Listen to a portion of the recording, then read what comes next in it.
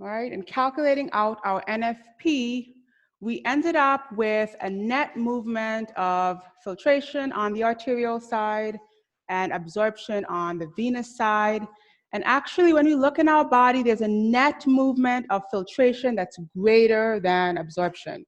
What that means is that of our entire blood volume, per day, there's a net favor of absorption, of filtration happening daily. So 3 liters of our fluid goes over into the interstitial space that is not reabsorbed. Okay, and so we bring in the lymphatic system to help us regulate that. Otherwise, once again, we would be perpetually swollen. If we did not have the lymphatic system that would correct that 3 liters a day, we would end up with excess fluid in our tissues, which would create excess edema. So the net movement is 3 liters a day of fluid out of our capillaries, and to correct that, we have the lymphatic system, which we're going to speak a lot about going forward.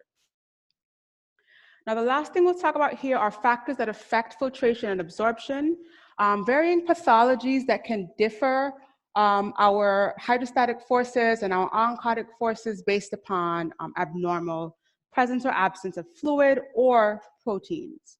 So standing on your feet for a long duration of time can increase your capillary hydrostatic pressure, and that will increase what movement of fluid? What general movement would that favor? If you're standing on your feet, let's say you're a waitress or a bartender or a surgeon, what kind of net movement would that favor? Filtration, excellent. So filtration, which means fluid is going from the capillaries out into the interstitial space, and that's where you typically get that leg edema if you're someone who does lots of standing, right? The swelling of the legs.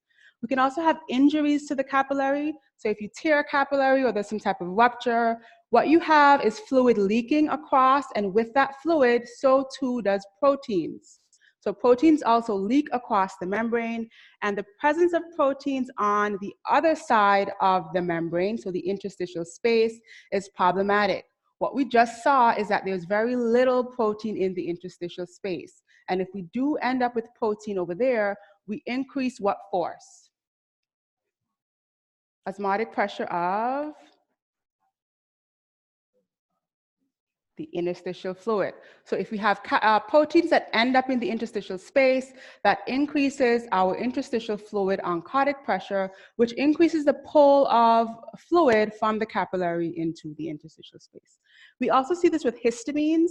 So histamines make the capillary permeable or leaky, so to speak, so that those proteins which otherwise could not cross, for some reason, they can cross from side to side. This is why we see swelling with allergic reactions and things like that. That fluid is moving across because of the permeability of the capillary. Liver disease. So liver disease decreases the production of a very important protein, albumin.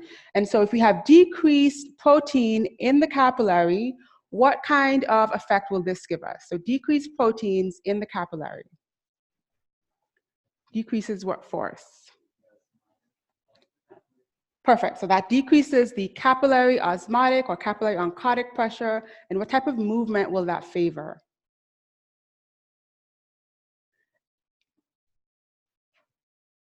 If we decrease our pull force in the capillary, what movement does that favor?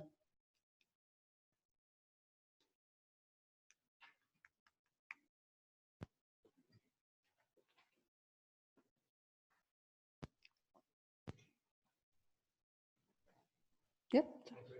Filtration, perfect. So we're going to have, again, excess fluid moving from the capillary out into the interstitial space because we've lost that pull force in the capillary. Other pathologies are kidney disease. So kidney disease can do 2 things. It can increase our blood volume. So if the kidneys are not filtering adequately, if we're not getting rid of enough volume, that can increase the amount of volume that we're holding on to in our capillaries. That will increase our capillary hydrostatic pressure, which will increase our filtration. So again, movement of fluid out, which is basically swelling or edema, and then decreased plasma proteins. So if we have less plasma proteins, again, in our blood, similar to what we saw with liver disease, we will also favor filtration. And then pulmonary edema. So pulmonary edema is caused by heart disease.